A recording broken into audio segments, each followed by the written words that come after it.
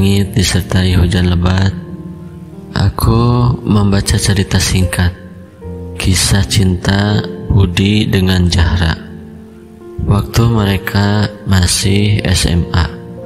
Cerita ini ditulis oleh Budi sendiri, temanku.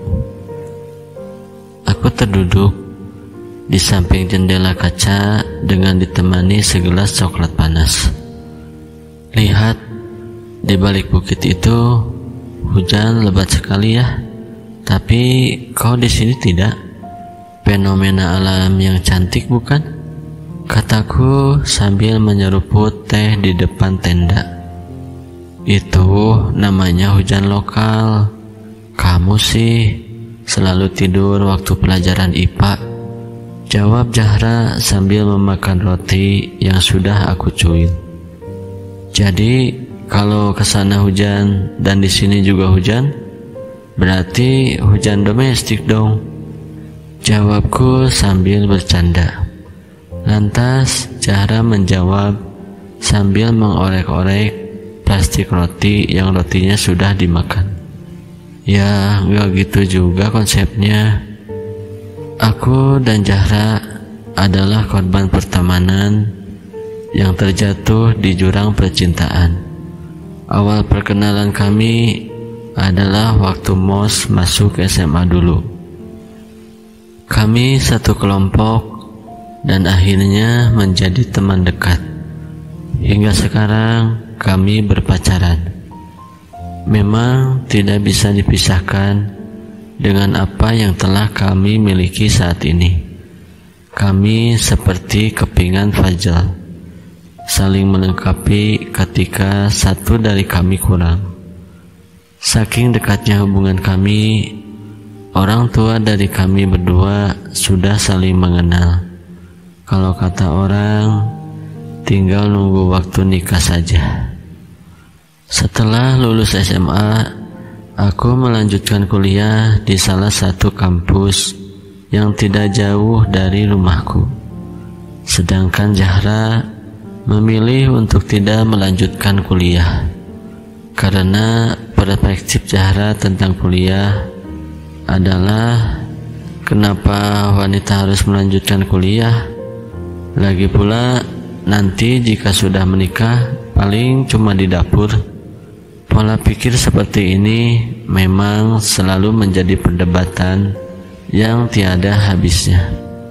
Akan tetapi manusia mempunyai hak atas dirinya sendiri. Oke, tidak masalah. Ketika kami bermain game online, tiba-tiba aku mendapatkan notif dari chat Zahra. Keluar yuk, aku mau ngajak kamu ke kedai kopi yang viral di TikTok kemarin. Begitu isi chat dari Zahra. Saking asiknya aku bermain game, aku tidak menjawab chat dari Zahra. Namun tidak sampai di situ saja. Zahra kemudian meneleponku. Akhirnya aku mengangkat telepon itu. Halo sayang, gimana? Kataku saat mengangkat telepon.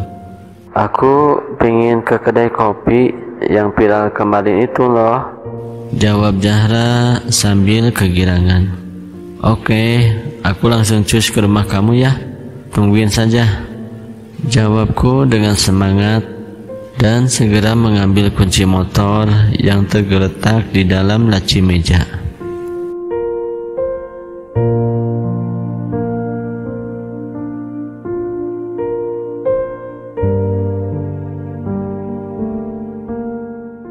Lambat laun waktu mulai berjalan.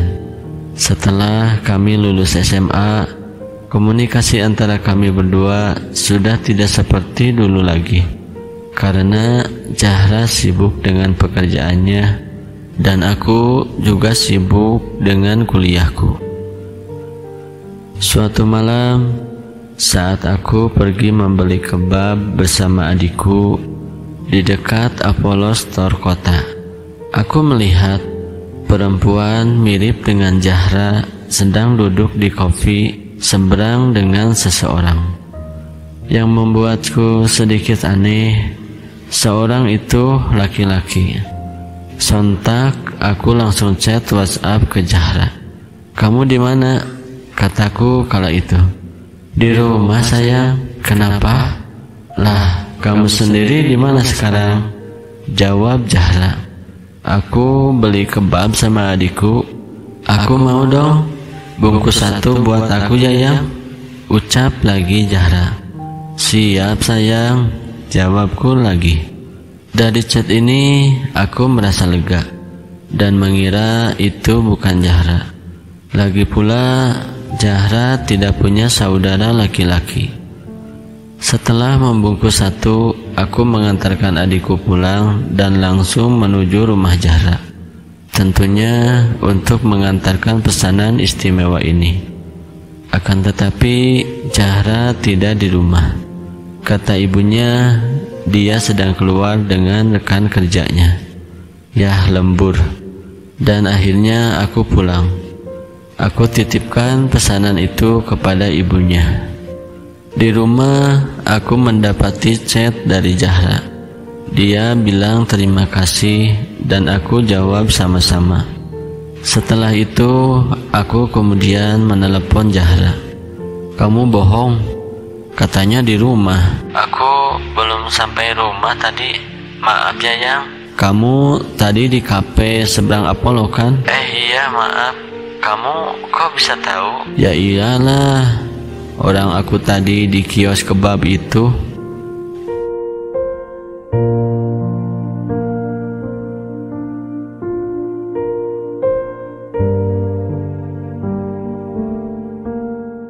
Seiring berjalannya waktu, hubungan kami pun merenggang.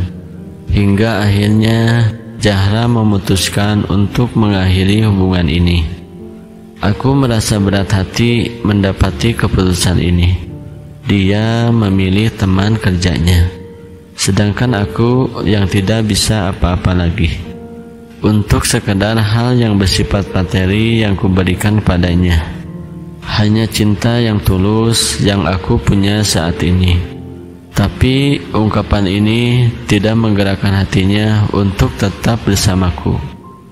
Tidak lama setelah kami berpisah, mungkin sekitar 2 bulan lamanya, aku sering melihat mereka di kafe yang sama, dengan candaan dan kemesraan dari mereka. Sakit hati ini masih belum hilang dan sulit untuk dihilangkan. Hingga aku punya pikiran untuk menyelidiki laki-laki itu. Dan hasil penyelidikanku, ternyata laki-laki itu tidak hanya pacaran dengan Zahra saja, tetapi dengan beberapa perempuan yang lain. Laki-laki bangsat, beraninya mempermainkan Zahraku. Aku berkata dalam hati sambil mengintip mereka dari kejauhan. Dan aku tidak lupa untuk memfoto peristiwa itu, dan aku segera chat kepada Zahra. Foto itu aku tulis di caption, "Lihat pacar barumu." "Hah? Apa?" kata Zahra. "Memang seperti ini idamanmu." "Tidak mungkin Budi, kamu bohong. Kalau tidak percaya, tunggu saja sampai kamu melihat yang sebenarnya." Ternyata benar, laki-laki itu sudah punya pacar sebelum pacaran dengan Zahra. Zahra hanya dimanfaatkan untuk selalu dimintai uang dengan berbagai alasan tentang dirinya, yang semata-mata hanya untuk pacar lamanya. Hingga sekarang, hubungan aku dengan Zahra berangsur-angsur membaik, tapi tidak untuk berpacaran, hanya sekedar pertemanan dan jarang komunikasi, seperti ya biasa saja. Akhirnya Zahra resign dari tempat ia bekerja, dan aku tawari untuk bekerja di butik milik tanteku. Dan tetap hubungan kami hanya sekedar sapa menyapa, tidak lebih dari itu. Sampai sekarang mungkin cocok jika diibaratkan dengan gendang yang dipukul nyaring. tetapi sudah tenggelam hingga tidak nyaring kembali. Sepertinya aku harus bisa menerima takdir bahwa Zahra bukanlah untukku.